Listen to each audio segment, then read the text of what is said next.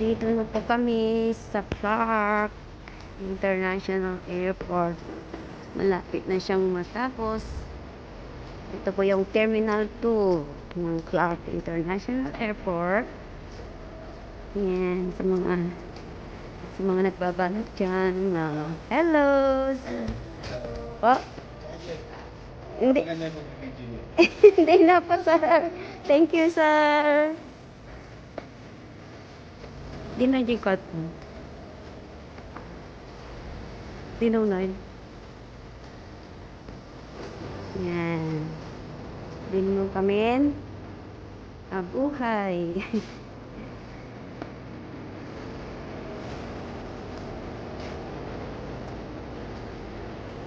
Cute. Maybe next year. Ganda na. Sana yung magpag-refund ng namin. Wait lang po. Saan ba may refund? Yung 16 po. Ayan. Hanapin namin yung pag-refund. Hindi ka?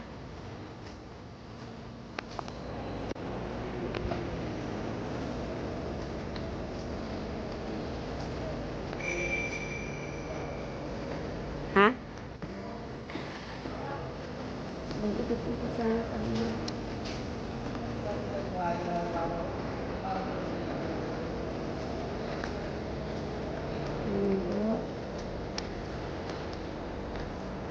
Saan po kami ano-ano.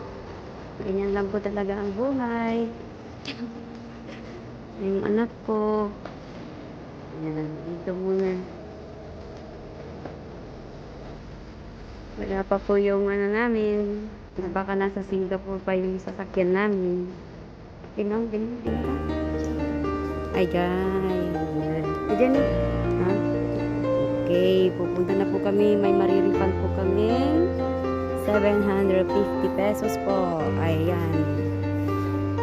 Doon po yung pag-refundan. So, hanggang dito lang po. Sana?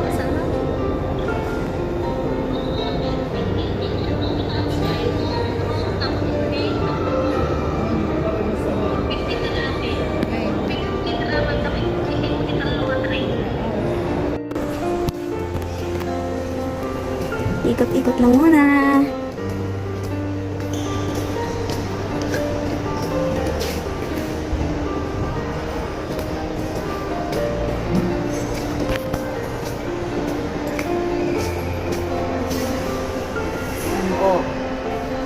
Ang sasakyan namin, TR87.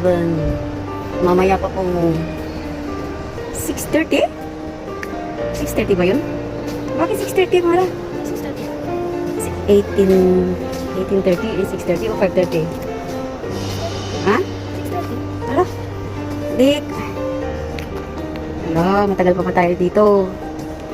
Yan po yung mga kasama namin na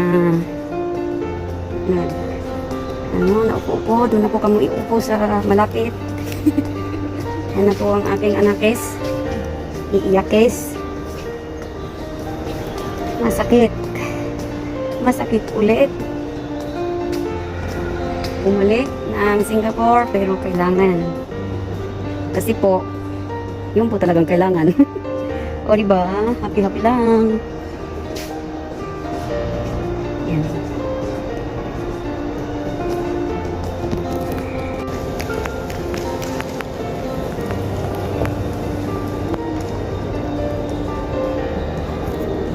Pang mga sasakyan. Wala pang mga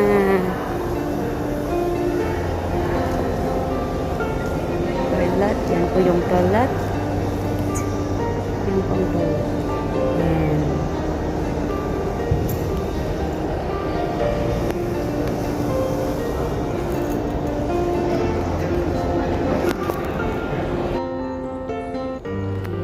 Dito na po. Pasok na.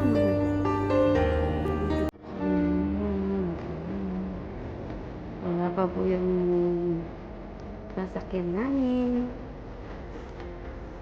mga airplane, baka nasa Singapore pa po kasi meron din pala dito Ayan. Ay, iba.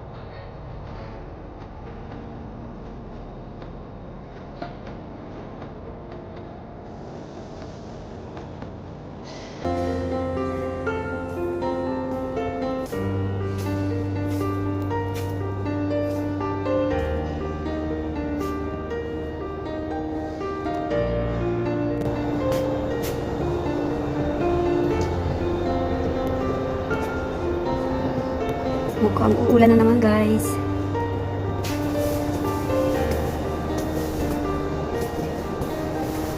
Yung anak ko umiiyak kanina, kaso lang no choice. Ganyan talaga ang buhay. Siyempre, first time niya po niyang umuwi ng Pilipinas at bumalik ulit ng Singapore, guys. Kaya yan. Pero ako, parang wala na. Sanay na. Siyempre, matagal-tagal na rin ako sa Singapore, kaya ayan.